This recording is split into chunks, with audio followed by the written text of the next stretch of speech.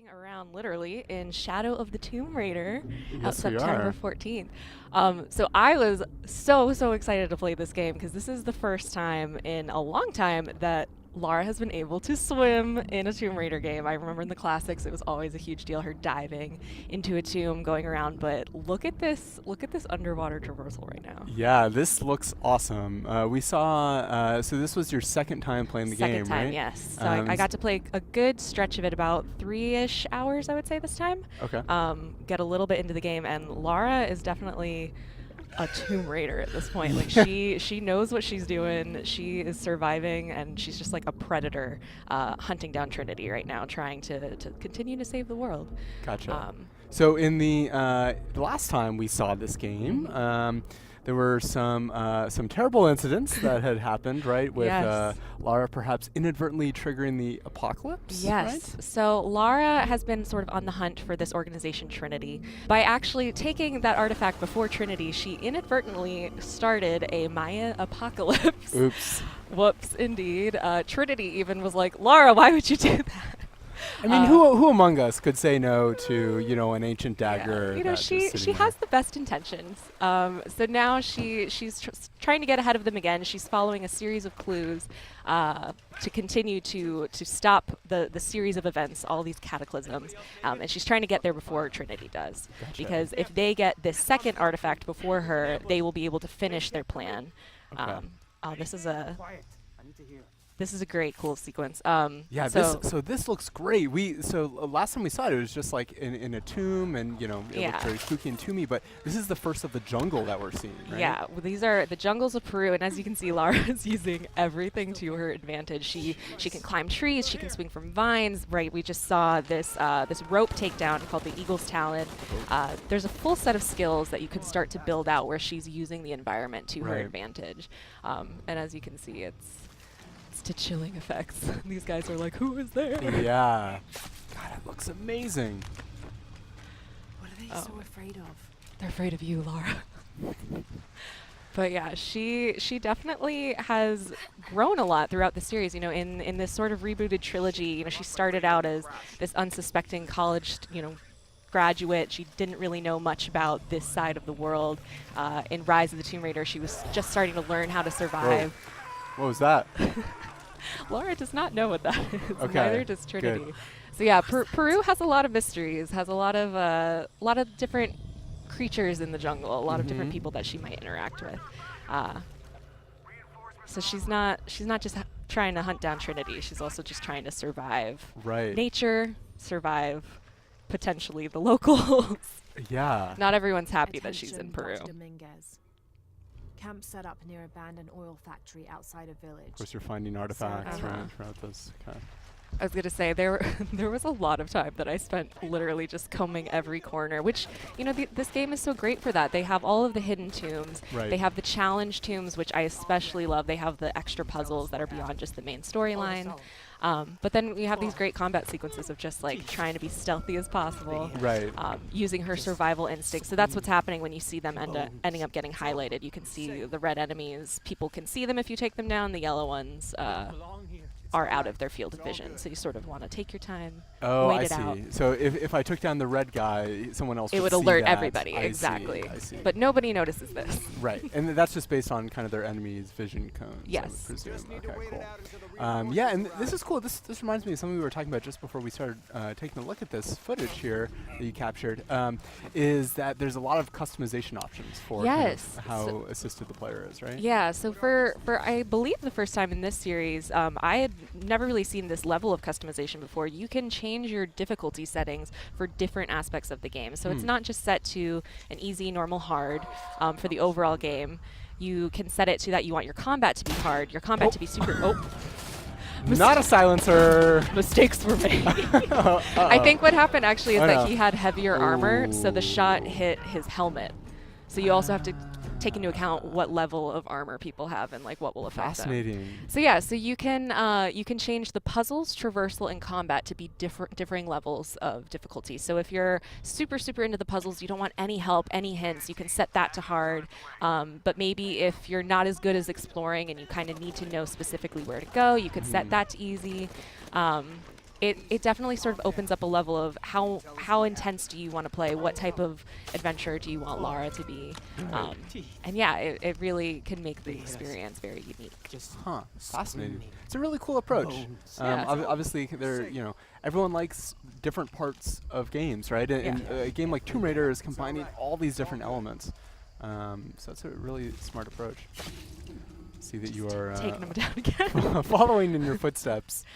I was like, let's try this one again. So is that, do you try, like, obviously stealth is supported here and throughout the Tomb Raider games.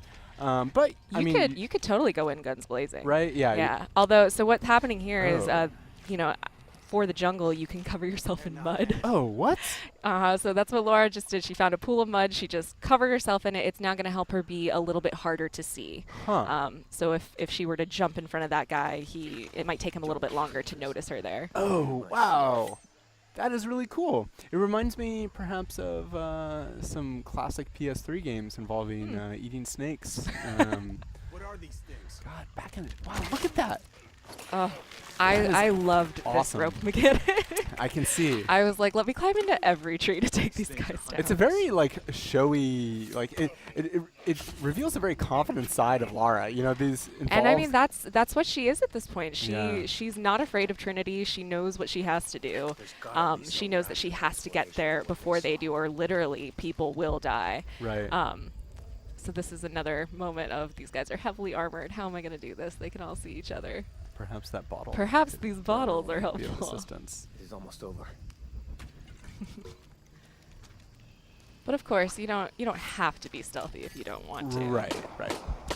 But that's definitely how I play these games. I try and use the bow and arrow like as much as possible. Oop. Yeah. Nice. God. And, And they saw me. Uh-oh. Nice. Run. So you also, of Oh, yeah, course, what's you can heal yourself, but there Okay. is another perception meter that you can set for yourself that by taking in certain herbs or eating certain berries, it will open up your perception to your predators. Huh. So I didn't use it, ended up using it here, but when you're hunting animals, if you're fighting animals, if you just eat some of that really quick, it can sort of heighten your senses, and Okay. you'll be a little bit more aware of what is stalking you. Gotcha. Right. Hunting and kind of crafting upgrades, of Yeah. course, big part of the previous games would presume that's also in here. Exactly. Since we are in the jungle. So we're just seeing kind of a brief selection of everything that you played, but you played the game for like 4 hours, right? I did, yeah. And Lara definitely is going on a journey. She's with her friend Jonah. This is a different section of the game. We're going to see a short little cinematic here of one of the other predators that Lara will end up running into. But Lara's with her friend Jonah. They're both working to stop Trinity. Jonah. Oh my God. That's not good. Lara's That- like, oh no. Yeah. Uh-oh. Jaguars of Peru. Speaking of predators. I was going to say, this is, in the previous 2 games, Lara would frequently come into contact with packs of wolves. She's sort of used to fighting really quickly, but, jaguars are very quick, very agile. It's going to take a different skill set to fight them. Interesting. So she's gonna have to take that on. So right now she's currently trying to find Jonah again. Their plane might have gone down. Whoa. So they've been briefly separated, but Jonah has sort of been this ally and friend to Lara throughout the series. He's an adventurer like her. He's always been a supportive character, and especially in this game, when Lara is in the mindset of go, I have to stop Trinity, I have to do anything to make sure I save the world. Jonah's sort of being like, let's stop, let's take a deep breath and consider our options while we go into this. Are people getting hurt along the way? Was there a better way we could have done this? Should you maybe not have grabbed that artifact that potentially started this apocalypse? Right. So she's sort of starting to have to rethink about the consequences of her actions. And while she does have good intentions, is it better to maybe go about it in a different way? Huh. That's really cool. I'm glad that they're exploring that angle of Lara's story, because obviously we see her evolving quite a bit from the earlier part of the trilogy, as far as kind of like how she's interacting with enemies and how she's traversing the world. But to see her also maybe starting to at least consider taking steps on kind of an intellectual level or an empathetic level is really compelling, because obviously, you know, like, there can be, you know, Lara does a lot of good, but there can also be byproducts of stealing artifacts. Well, so this is one of those Jaguar encounters. So what ends up happening here is it's usually in a space that isn't just part of the regular environment. So you sort of have to take a look around. So in this one, there wasn't really any trees that I could climb, but there was another encounter later on where it strongly encouraged you to use trees. Okay. The Jaguar is absolutely going to move in and out and sort of stalk you and come out and surprise you. So you really have to be paying attention, listening for what direction it's going to come from. If you have those perception berries to eat, you could potentially use those. But So how many encounters with Jaguars did you have? I ended up having 2. Okay. And they so it seems like those are kind of like a little, those are distinct from, even though you kind of met them in kind of the not, it's obviously not an open world game, but kind of like in kind of the explorable spaces that the actual combat takes place in a distinct area. Got it. Nailed them. Man. All right. Well, Shadow of the Tomb Raider is going to be coming to PS4 on September 14th. I'm so excited. I can't wait to continue on Lara's journey. Me neither. Thanks for showing me this. Thank you, Zach. Not much longer to wait. I know. All right. We'll see you next time on PlayStation Underground.